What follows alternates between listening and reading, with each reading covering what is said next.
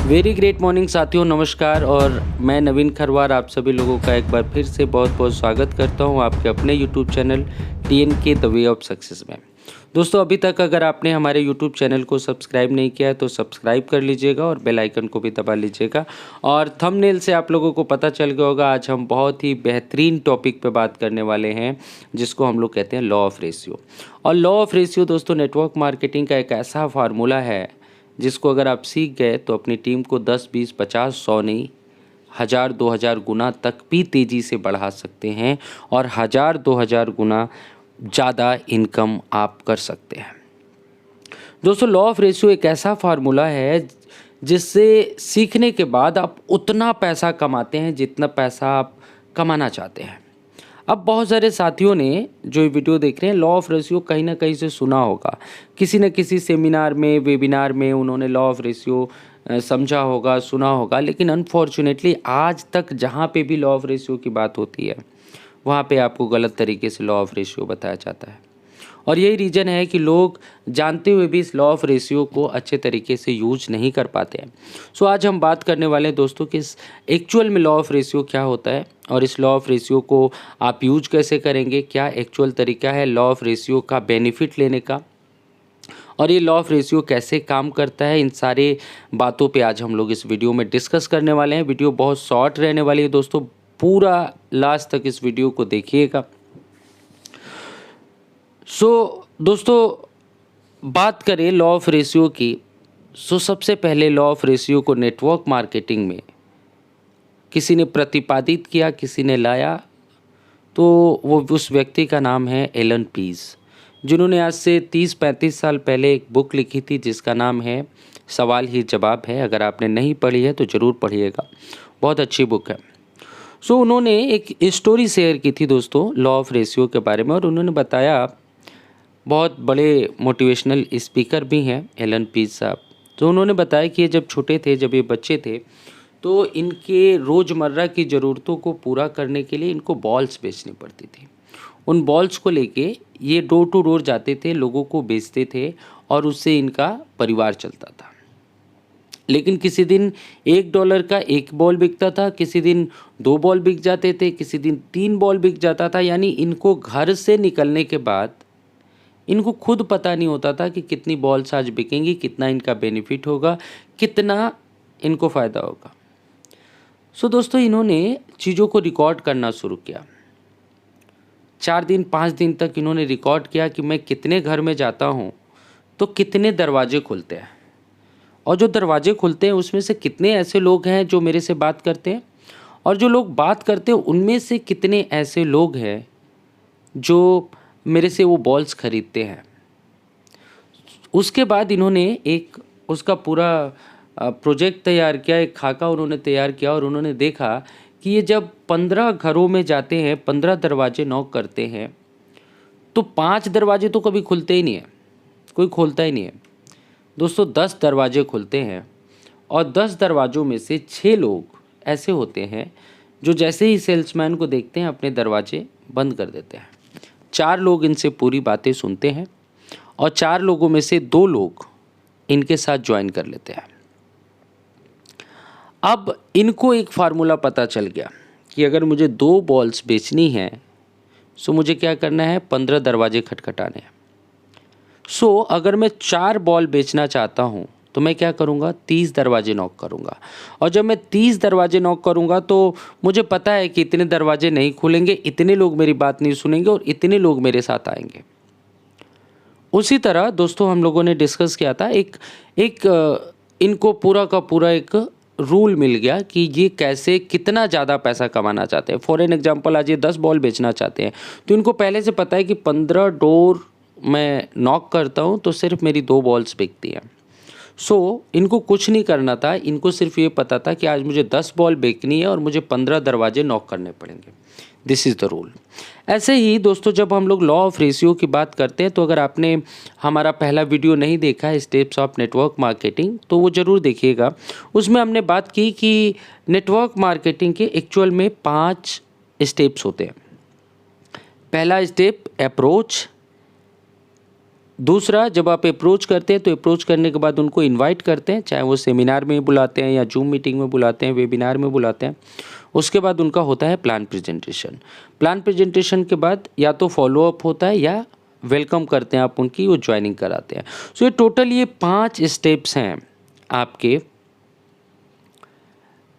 Network marketing में सफलता प्राप्त करने के। इन 5 के ऊपर मैंने यूट्यूब पे वीडियो बनाया है, बहुत डिटेल में अप्रोच कैसे करते हैं वो सारी चीज़ें आप देख सकते हैं। अब इसके ऊपर ये जो सारी की सारी चीज़ें हैं, ये लॉ ऑफ रेशियो पे काम करती है। जब भी आप अपना टारगेट बनाते हैं दोस्तों, मैं लोगों को देखता हूँ एक्चुअल में, आप टारगेट क्या बनाते हैं, आपको 1 लाख रुपए इस महीने में कमाना है। सिर्फ 5 से 10% ऐसे होते हैं कि जो वो टारगेट बनाते हैं वो अपना अचीव कर पाते हैं, 5 to 10% भी नहीं, उससे कम। क्योंकि वो टारगेट तो बनाते हैं लेकिन उनको अपना लॉ ऑफ रेशियो नहीं पता, तो उनको कैसे पता चलेगा कि उन्हें करना क्या है। वो सिर्फ टारगेट बनाते हैं, मुझे 50,000 कमाना है, मुझे 1 लाख कमाना है, मुझे 10 लाख कमाना है, मुझे 20 लाख कमाना है। सो जब आपके पास एक रोड मैप तैयार होगा, जब आपके पास एक पूरा का पूरा सिस्टम होगा कि इस तरीके से काम करेंगे, आपको करना क्या है एक्चुअल में अपने टारगेट को अचीव करने के लिए, सो आप इजीली अपने टारगेट को अचीव कर पाएंगे।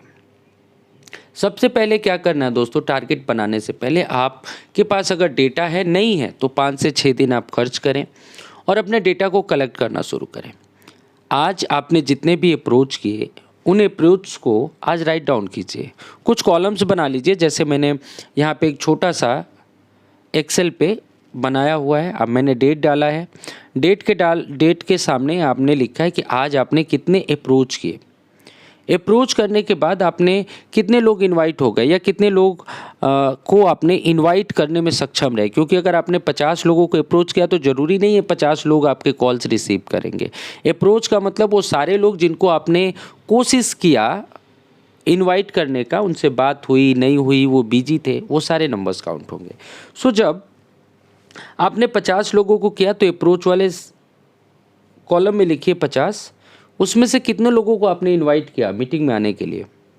सो मान लीजिए 25 लोग आपके साथ आते हैं तो आप इनवाइट वाले कॉलम में लिखिए 25। उसके बाद आप देखें कि उनमें से कितने लोगों ने एक्चुअल में मीटिंग ज्वाइन किया, यानी उनका प्लान प्रेजेंटेशन हुआ। जितने भी लोग हैं 10, 20, 25, उनको आप प्लान वाले कॉलम में लिखिए। उसके बाद कितने लोग फॉलोअप में हैं और कितने लोग ज्वाइंस कर गए।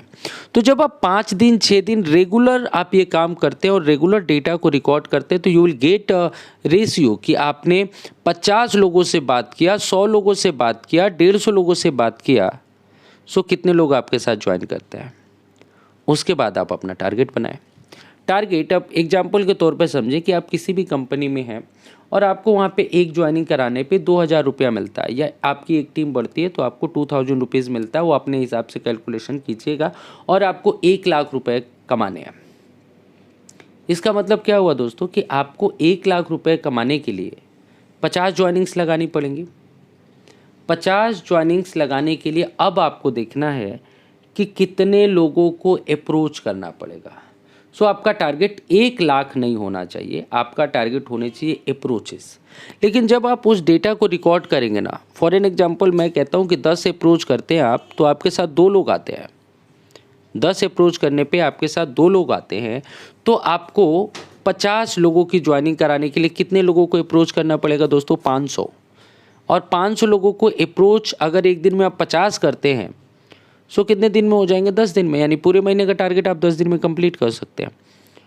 सो एक्चुअल में आपका लॉ ऑफ रेशियो क्या है, आप इस तरीके से जब लिखेंगे तो नॉर्मली आपको ये पता चल जाएगा कि आपका लॉ ऑफ रेशियो क्या है। दूसरी सबसे बड़ी बात इसको रिकॉर्ड करने का वो ये है कि आप इसमें इम्प्रूव कर सकते हैं। हो सकता है कई लोगों का लॉ ऑफ रेशियो ऐसा है कि वो 100 लोगों को अप्रोच करता है, एक भी नहीं आते मीटिंग में, आगे बात बढ़ती ही नहीं है। अप्रोच करते हैं, इनवाइट करते हैं, उसके बाद ना प्लान प्रेजेंटेशन होता है, ना फॉलोअप होता है, ना ज्वाइनिंग होता है। दैट मीन्स अगर आपके अप्रोच बहुत ज़्यादा हो रहे हैं और आपके लोग मीटिंग में नहीं आ रहे हैं, इसका मतलब क्या है कि आपका अप्रोच सही नहीं है, आपका अप्रोच करने का जो तरीका है वो ठीक नहीं है। सो आपको ये पता है कि आप में कमी कहाँ पे है, आप कहाँ पे ज़्यादा सक्सेस नहीं हो पा रहे हैं, तो आप वहाँ पे काम कर सकते हैं।